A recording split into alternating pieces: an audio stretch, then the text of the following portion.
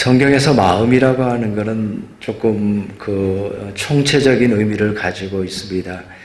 지성이면서 또 감성이면서 의지이면서 또 하나님에 대한 감각, 영성까지 포함해서 그것이 마음으로 포함되기 때문에 우리가 가지고 있는 일반적인 마음보다는 더 큰 의미가 성경에서 말하는 마음이라고 하는 의미가 됩니다. 그러니까 생명의 근원이다 라고까지 표현할 수 있는 것이죠. 왜냐하면 그 마음의 의미가 그토록 총체적인 의미를 갖고 있기 때문에 그렇습니다. 그런데 모든 것보다도 마음을 지켜라, 모든 지킬 만한 것보다도 더욱 내 마음을 지켜라 라고 말씀하시는 것을 보게 되면 이 본문의 말씀만 보더라도 너무나도 강조해서 최상급으로 강조해서 하시는 말씀이에요. 지킬 만한 것들이 많이 있지만 그 모든 것들보다도 더욱 내 마음을 지켜라. 우리가 지켜야 될 것들이 많이 있습니다. 중요한 것들이 많이 있습니다. 내 삶에서 우선순위가 많이 있습니다. 그럼에도 불구하고 그보다도 그 모든 것들 중에서도 더욱 내 마음을 지켜라.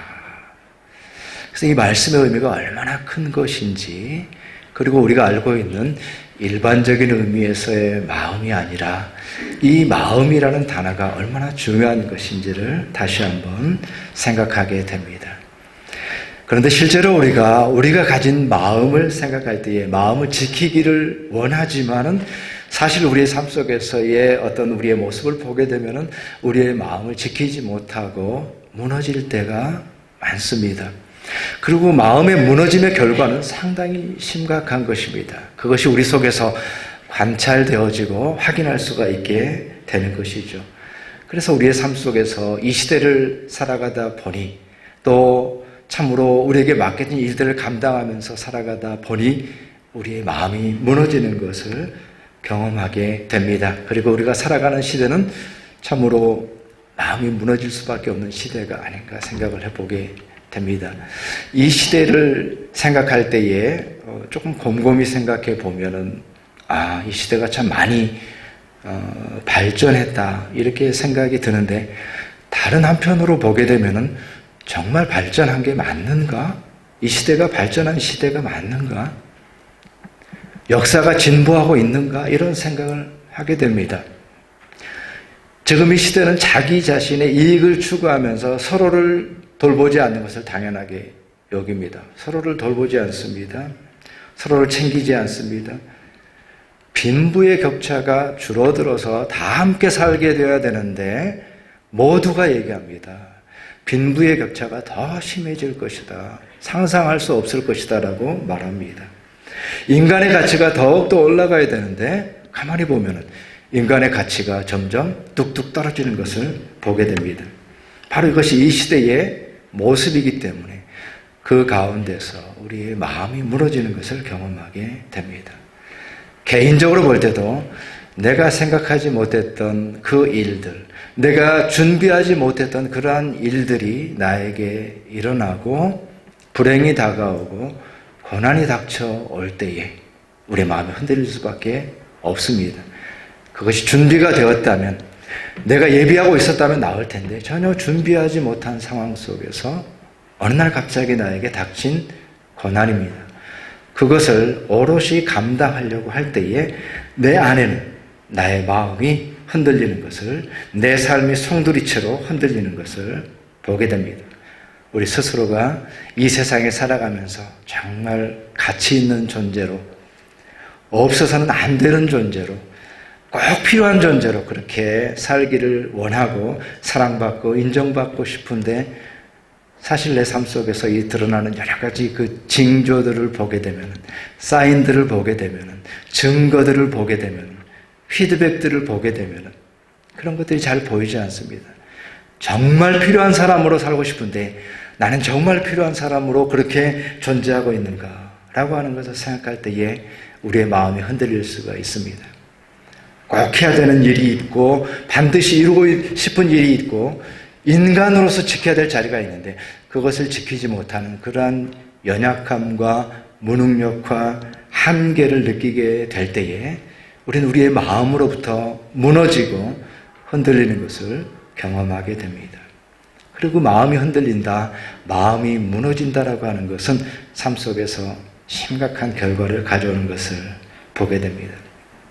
어거스틴도 그의 고백록에서 무엇보다도 그가 하나님을 만나기 전까지의 자기 자신의 모습을 어떻게 표현했냐면 그야말로 그 마음이 자리를 잡지 못하고 그 마음이 흔들리고 그 마음이 방황하는 자로서 그 마음이 경랑 속에 있었다라고 고백하고 그것으로 인하여서 나는 나 자신으로부터 멀리 떠나 있었고 나 자신을 어디에 두어야 될지 알지 못했다라고 표현하고 있습니다.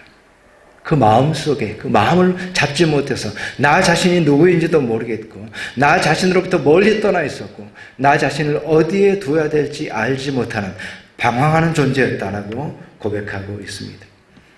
우리의 마음이 무너지면 그것은 바로 곧바로 우리의 삶 속에서의 그러한 악순환 속으로 우리가 들어간다는 의미가 되는 것입니다. 마음이 무너지면 연속적으로 악순환으로 우리의 삶이 함께 무너지게 되는 것을 경험합니다. 그래서 내가 가지고 있는 능력이 있음에도 불구하고 그 능력을 발휘하지 못합니다. 마음이 무너진 사람은 내가 능력이 있지만 그 능력을 발휘하지를 못합니다. 마음이 무너지게 되면 다른 사람에 대해서 다른 사람을 돌아볼 수 있는 여유가 나에게 없다라는 뜻이 되거든요. 내 삶이 위축되는 것입니다. 다른 사람을 돌아볼 수 있는 그런 여유를 갖지를 못합니다. 그리고 나의 미래를 생각할 때 모든 것이 어두워 보입니다. 모든 것이 깜깜해 보입니다.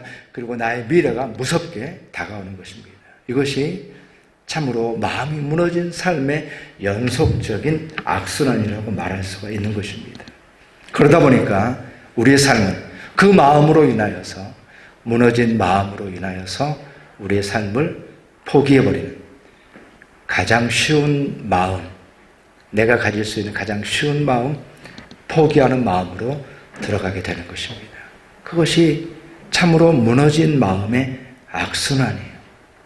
능력이 있음에도 불구하고 발휘하지 못하고 이제는 모든 것을 포기하는 단계로 가버리게 되는 것입니다. 그래서 무너진 마음이라고 하는 것은 참으로 위험한 것이고 참으로 안타까운 것이고 우리가 우리의 삶 속에서 확인할 수가 있게 되는 것입니다. 근데 그럼에도 불구하고 우리의 마음과 관련해서 참으로 역설적이게도 역설적인 사실이 있습니다. 그것은 무엇입니까? 내 마음에 대해서는 나에게 자유가 있다는 거예요. 그 어느 누구도 나의 마음의 자유를 빼앗지 못한다는 것입니다. 내 마음에 대해서는 설사 내 육체를 누군가 구속하고 한다고 할지라도 내 마음을 빼앗지 못합니다. 이것이 역설적인 거예요. 우리의 마음은 어떻게 보면 너무나도 연약해 보여서 무너지기 쉬운 마음 같지만 그러나 너무나도 역설적이게도 내 마음의 자유는 그 누구도 빼앗지 못한다는 것입니다. 나에게는 내 마음에 대한 자유가 있습니다. 주권이 있습니다. 그렇기 때문에 무엇보다도 내 마음을 지키라 라고 말씀하고 있습니다. 내 마음에 대한 자유가 나에게 있고 결코 내가 무너져서는 안 되기 때문에 무엇보다도 마음을 지키라. 더욱 내 마음을 지키라 말씀하시는 것입니다. 바로 이러한 삶은 나의 삶의 여러 가지 조건과 상황을 볼 때는 무너질 만한 마음이 무너질 만한 상황인데 무너지지 않는 마음을 가지고 사는 삶을 말합니다. 무너질 만함에도 불구하고 무너지지 않는 마음, 이것을 하나님께서 말씀하고 계시는 것입니다. 그리고 우리가 참으로 우리의 삶의 상황들을 볼 때는 무너질 수밖에 없지만 그러나 마음의 자유를 가진 자로서 무너질 만한 상황에도 불구하고 무너지지 않는 마음으로 살아가는 것, 그것을 하나님께서 말씀하고 계시는구나. 무너질만 하지만 무너지지 않는 마음, 그것이 우리의 삶 속의 경쟁력이 되고 능력이 되고 이 시대를 살아갈 수 있는 우리의 마음의 자세이겠구나.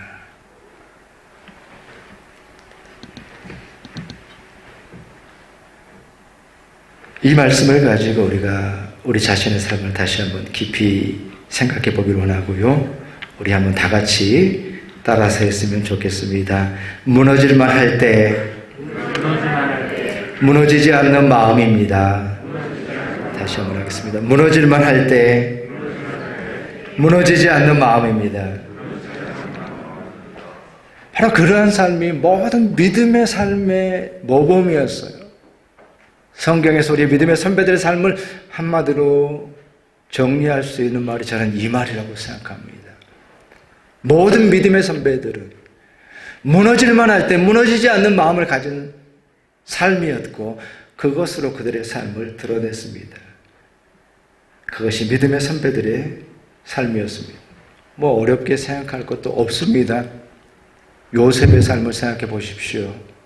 그가 가장 정직하고 가장 순수한 마음을 지킨 자로서, 순결을 지킨 자로서 그 삶을 살았는데 정작 그는 감옥에 갇혔을 때에 가장 더러운 죄를 지은 죄인으로 감옥에 갇히게 됐습니다. 그는 참으로 무너질 수밖에 없는 삶의 상황 가운데 있었지만 요셉은 그 마음이 무너지지를 않았습니다. 그 형편을 보게 되면 얼마나 억울합니까? 얼마나 안타까운 삶입니까?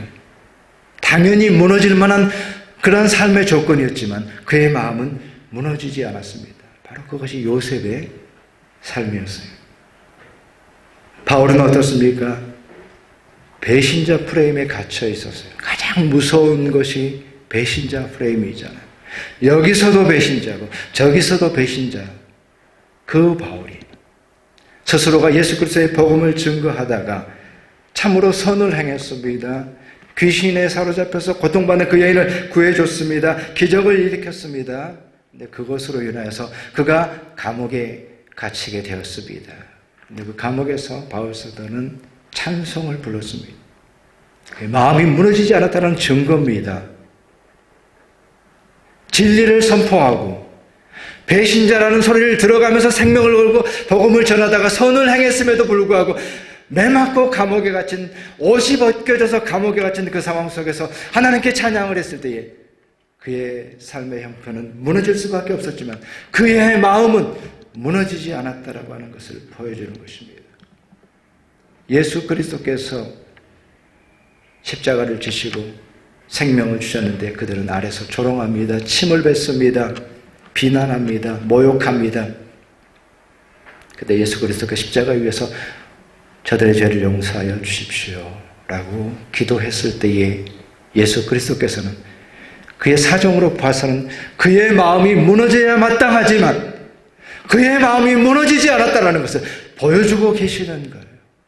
그의 형편과 사정으로 볼 때는 무너질 수밖에 없는 상황이었지만 예수 그리스도께서는 우리를 위해서 기도하셨습니다. 왜냐하면 그분의 마음이 무너지지 않았기 때문에 그렇습니다.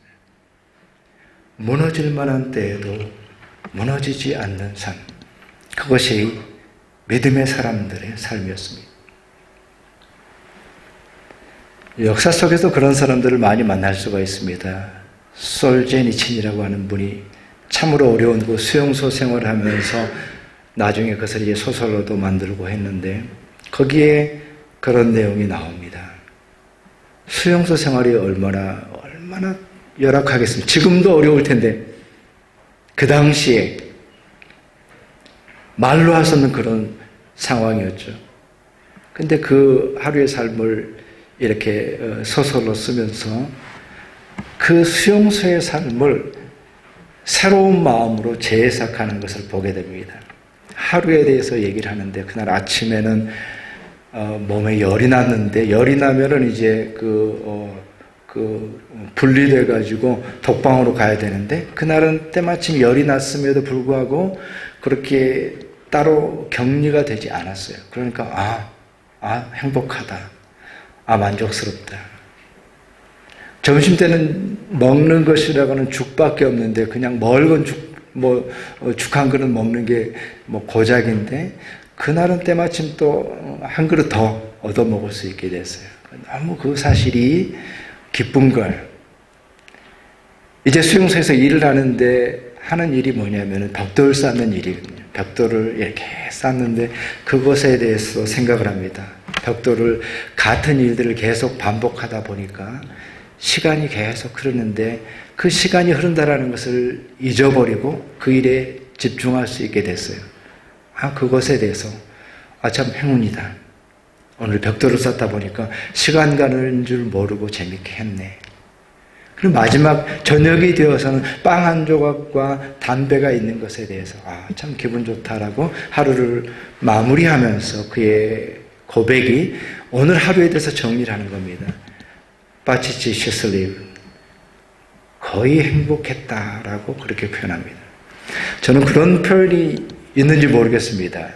실제로 사용하는지도 모르겠습니다. 근데 거의 행복했다. 거의 행복했다. 이 말은 무슨 의미가 있을 것일까요? 자기 자신의 최악의 조건이지만은 그러나 그 조건 가운데도 불구하고 그 가운데서도 마음을 지키려고 하는 한 사람의 사투가 거기에 담겨 있는 것은 아닐까.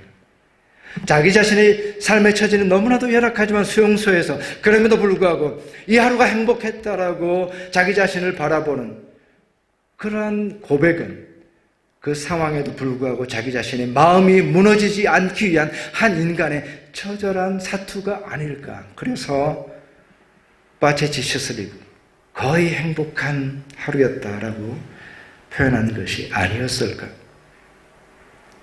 우리 가운데도 그러한 경험이 있습니다.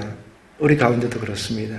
내가 내 마음을 지켰을 때에 내가 그때 마음을 지키지 못했다면 모든 것이 무너졌을 텐데 내가 마음을 지켰기 때문에 무너지지 않는 마음을 가졌기 때문에 내 삶을 지키고 관계를 지키고 믿음을 지켰을 때가 얼마나 있었던가. 그것이 내 삶 속에서의 경험인 것을 우리가 보게 됩니다. 우리에게도 그런 경험이 있습니다. 내가 내 마음을 그때 지켰기 때문에 여기까지 올 수 있었다라는 사실입니다. 무너질만 하지만 무너지지 않는 마음으로 살아가는 것. 우리가 하늘을 바라보면서 우리 자신의 마음이 얼마나 중요한 건지 다시 한번 생각해 보고 내 마음이 한순간에 바뀌어서 무너지고 나니까 이건 내 삶에 위기가 찾아오네. 우리가 깨닫게 됩니다. 내가 이 마음을 가지고 살아서는 안 되는데 내가 왜 이 마음에 사로잡혔지? 이 마음에 사로잡히니까 모든 것이 마비되어 버렸는데 내가 왜 이 마음을 갖게 됐지라고 하면서 무너질만 할 때에도 무너지지 않는 마음으로 살아가는 것이 우리의 삶이고 그리스도인의 삶이고 믿음의 선배들의 삶이었다는 것을 생각해야 되는 것입니다. 어떻게 하면 우리가 무너지지 않는 마음으로 살 수가 있을까요? 사실 그것은 우리의 능력으로는 참 불가능한 일이기도 하고 연약한 모습입니다. 오늘 우리가 함께 읽었던 본문의 말씀 속에서 귀한 교훈을 얻기를 원합니다. 요한일서 3장 19절의 말씀 다 같이 함께 읽겠습니다. 시작. 이로써 우리가 진리에 속한 줄을 알고 또 우리 마음을 주 앞에서 굳세게 하리니. 아멘. 마음이 나옵니다. 우리의 마음을 주 앞에서 굳세게 한다. 그렇습니다. 그 믿음의 선배들이 어떻게 그렇게 참으로 마음을 지키면서 살 수 있었을까요? 그거는 너무나도 당연한 것입니다. 단순한 대답입니다. 하나님 앞에서 살았기 때문이고 오늘 말씀에서와 같이 우리 마음을 주 앞에서 굳세게 하였다라는 것입니다. 이것이 우리의 믿음의 고백이고 우리가 가진 것입니다. 하나님 때문에 나의 마음이 굳세어지고 하나님 때문에 내가 무너질만 할 때 무너지지 않는다라고 하는 것이 우리의 고백인 것입니다. 그래서 주 앞에서 우리의 마음이 굳세어졌다라고 말합니다. 20절의 말씀 다 같이 읽겠습니다. 시작. 이는 우리 마음이 혹 우리를 책망할 일이 있어도 하나님은 우리 마음보다 크시고 모든 것을 아시기 때문이라. 아멘. 내가 내 마음을 봐도 한심합니다. 책망할 것이 많습니다. 내가 나를 볼 때도 한심하지만 그러나 하나님께서는 우리의 마음보다 크시다. 내 마음보다 크신 하나님, 내 마음보다 크신 하나님 앞에서 나의 마음이 굳세어진다라고 하는 이 사실이 우리가 어떻게 하면은 무너질만 할 때에도 무너지지 않는 마음으로 살 수 있을까? 바로 마음이 주님 앞에 있는 것입니다. 나의 마음으로 사는 것이 아닙니다. 내 마음만으로 살지 않습니다. 내 마음만으로는 한심하기 그지없습니다. 그러나 하나님께서 더 큰 마음으로 우리와 함께 하신다라는 이 사실입니다. 그래서 주 앞에서 굳세어진 마음, 무엇보다도 더욱 내 마음을 지키라 라고 말할 때에 주 앞에서 굳세어진 마음으로 살아가는 것을 의미하는 것입니다. 주 앞에서의 마음이라고 하는 것은 가장 먼저는 거기에는 시간의 의미가 포함되어 있다고 생각합니다. 우리가요, 개인적으로 하나님 앞에 있어야 됩니다. 우리의 마음을 가지고 하나님께로 나아가는 시간입니다. 그러면 강해집니다. 하나님 앞으로 내 마음을 가지고 나아가는 그 시간이 필요하다는 의미가 되는 거예요. 하나님 앞으로 우리의 마음을 가지고 갈 때 우리의 마음이 강해집니다. 이것은 우리 스스로가 그 시간을 지키고 또 체험하고 경험해야만 되는 것이죠. 그래서 주 앞에서 굳건해진 마음은 내가 내 마음을 가지고 하나님께로 나아갑니다. 기도합니다. 말씀 앞으로 나아가는 것입니다. 주 앞에서의 마음은 더 나아가서는 진리로 우리의 마음을 지키는 것을 의미하는 것입니다. 내 생각으로가 아니라 진리의 말씀으로 우리의 마음을 지키는 것입니다. 시편 119편 11절의 말씀에 내가 주께 범죄하지 아니하려 하여 주의 말씀을 내 마음에 두었나이다. 마음이 나오죠. 말씀을 내 마음에 두는 것입니다. 진리가 내 마음을 지키는 것, 그것이 주 앞에서 마음을 지키는 삶이 되는 것입니다. 그래서 말씀이 마음에 있는, 말씀이 진리가 내 마음을 지켜주는 상태. 내 판단이 아닙니다. 내 의지가 아닙니다. 내 기준이 아닙니다. 하나님의 말씀이 내 마음을 지켜줄 때에 무너질 수 있는 상황에서 무너지지 않는 마음으로 사는 거예요. 하나님의 말씀이 진리의 기둥이 되어서 받쳐주기 때문에 내 마음이 무너지지 않는 상태를 얘기하는 것입니다. 이번에 아까 우리 목사님께서도 광고를 해주셨지만은 성경 일독을 하신 분들이 20몇 분이 도전하셨다가 10몇 분이 이제 완독하시고 또 기분 좋게 또 꿀도 받으시고 했는데, 저는 이 시대는 성경을 책을 읽는 시대는 아니잖아요. 지능이 필요 없다라고 하는 거기 때문에 공부도 필요가 없는데 성경을 열어서 하루에 10장씩 읽는다라는 이 작업을 이 시대에 누가 할까요? 하려고 할까요? 할 필요가 있을까요? 이런 시대잖아요. 하루에 10장씩 성경을 열어서 그 성경을 읽어서 초등학생도 읽고 중학생도 읽고 가족끼리도 읽고 한국에 계신 분도 읽고, 이 사실을 생각할 때 제 마음속에 뭔가 이 시대의 교회가, 우리 교회가 참으로 세상이 이렇게 흘러가지만 마땅히 하고 있는 일을 하고 있다는 그 마음 속에서 마음이 뿌듯해지고 자긍심이 생기는 것을 그렇게 느끼게 됩니다. 다음 주에는 우리 사무엘 하를 가지고서 우리 어린이들이 이제 성경 문제를 읽으면서 풀면서 사무엘 하 마스터 문제집을 만들어서 이걸 공부만 하면은 이제 사무엘하가 마스터 된다라는 취지로 이렇게 준비를 했는데, 오늘 예배 후에는 우리 청소년들이 먼저 그걸 풀 거예요. 우리 초등학교 고학년 문제를 청소년들이 먼저 풀 거고, 그리고 우리 고학년 55문제, 저학년 25문제, 유치부도 10문제를 만들어가지고 애들이 글씨를 읽을 수 있을지는 모르겠지만은 그 문제를 만들어서 그렇게 어떻게 보면 사무엘하는 약간 사각지대에 있는 것 같은 그런 성경인데, 그 성경을 이 시대에 우리 자녀들에게 가르친다라는 생각을 하니까 얼마나 마음속으로 참 그 자긍심이 생기는지 제가 모르겠습니다. 근데 그 성경의 말씀 가운데 이런 문제가 하나 있었어요. 문제를 제가 이렇게 준비하면서 그 자체가 참 감동이 됐는데, 사무엘하를 통해서 주신 하나님, 사무엘하를 통해서 알 수 있는 하나님은 누구입니까? 라는 질문이었어요.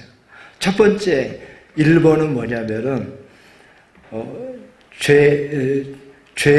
죄를 짓는 사람을 죄에 대해서 그냥 넘어가시는 하나님, 이게 1번입니다. 두 번째 2번은 강한 사람만 사랑하시는 하나님, 2번입니다. 3번은 실수하면 버리시는 하나님, 이게 이제 1, 2, 3번 다 답이 아니죠. 4번은 뭐냐면은 죄는 미워하시지만 회개할 때 용서하시는 하나님, 이게 4번이었고 정답이었어요.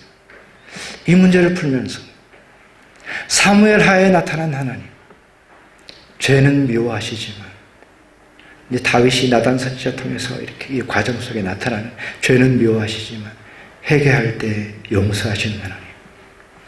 성경을 통해서 그것이 우리 가운데 진리가 되고 그 진리를 우리의 마음속에 두고 사는 삶을 살아가게 될 때에 그것이 그리스도인의 삶을 살아가는 것이고 그것이 주 앞에서의 마음으로 살아가는 것이 되는 것입니다. 더 나아가서 주 앞에서의 마음이라고 하는 것은 시편 51편 10절에 있는 말씀과 같습니다. 함께 봉독하겠습니다. 시작. 하나님이여 내 속에 정한 마음을 창조하시고 내 안에 정직한 영을 새롭게 하소서. 아멘. 하나님께서 마음을 창조하신다는 거예요. 하나님이여 내 속에 정한 마음을 창조하십시오. 어떻게 이런 표현이 나왔는지 모르겠습니다. 너무나도 정확합니다. 하나님께서 우리 스스로는 만들어낼 수 없는 그 마음을 하나님께서 창조하신다라는 것입니다. 하나님께서 창조하시고 정직한 영을 새롭게 하시는, 그래서 내 안에서 새로운 마음, 정직한 마음을 창조하시는 하나님, 바로 그것이 주 앞에서의 마음입니다. 우리 스스로는 참으로 무너지는 마음을 어찌할 수 없습니다. 굳세어질 수 없습니다. 그러나 주 앞에서 살아가게 될 때에 하나님께서 새로운 마음을 우리 가운데 창조하시고 우리가 그것을 경험하는 것입니다. 내 마음이 새로워지는 것을, 내 마음에 없던 마음이 창조되는 것을 경험하는 것입니다. 바로 그 삶을 통하여서 주 앞에서 굳건한 마음으로 살아갈 수가 있게 됩니다. 굳건한 마음으로 살아가게 될 때에 그 마음은, 무너져야 될 때에 무너지지 않는 마음으로 살아가는 그 마음은 반드시 열매를 맺게 됩니다. 우리 삶 속에서 능력으로 드러나게 됩니다. 우리에게 경쟁력이 됩니다. 무너질만 함에도 불구하고 내가 무너지지 않는 마음으로 살아가게 되면 바로 그 삶은 반드시 우리의 삶 속에서 열매를 드러내고 그것을 우리의 삶 속에서 탁월함으로, 경쟁력으로, 위대한 삶으로 연결이 될 것입니다. 요셉의 삶이 그것을 보여줍니다. 바울의 사역이 어떤 삶을 살았는지 그것을 보여줍니다. 그가 무너지지 않았기 때문에, 매 맞고 옷이 벗겨져서 그가 억울한 일을 당했지만 그가 찬양하였기 때문에 그는 위대한 삶을 살았습니다. 그의 마음이 무너지지 않았기 때문에 예수 그리스도께서 십자가에서 저들의 죄를 용서하여 주십시오 주여라고 했기 때문에 그는 인류를 구원할 수가 있었습니다. 무너지지 않는 마음으로 주님 앞에 살아가는 삶은 반드시 열매를 맺게 됩니다. 내가 지금 내 상황으로 볼 때는 무너질 수밖에 없지만 내가 내 마음을 무너지지 않게 주님 앞에서 지킬 수 있다고 한다면 거기에는 반드시 열매가 있다는 사실을 기억해야 되는 것입니다. 반드시 우리는 승리하게 될 것이고 우리 삶 속에서 놀라운 열매로, 경쟁력으로 드러나게 될 것입니다. 만약에 우리의 마음이 무너져 버리면 우리는 희생자가 됩니다. 패배자가 됩니다. 그러나 우리의 마음을 지키게 되면 우리는 살아남게 됩니다. 이기게 됩니다. 탁월한 삶을 살게 됩니다. 경쟁력을 가진 삶을 살아갈 수가 있게 되는 것입니다. 무너질만 할 때 무너지지 않도록 우리의 마음을 굳세게 하는 것입니다. 2026년을 바라보면서 우리 모두가 참으로 무너지지 않는 마음을 가지고 무엇보다도, 모든 것들 가운데도 무엇보다도 더욱 내 마음을 지키라라는 이 말씀에 순종하여서 참으로 이 한 해가 우리에게는 참으로 어려운 한 해로 다가오겠지만 우리의 삶 속에서 이 무너지지 않는 마음을 가지고 이 한 해를 넉넉히 감당할 수 있는 우리 모두의 삶이 되시기를 주님의 이름으로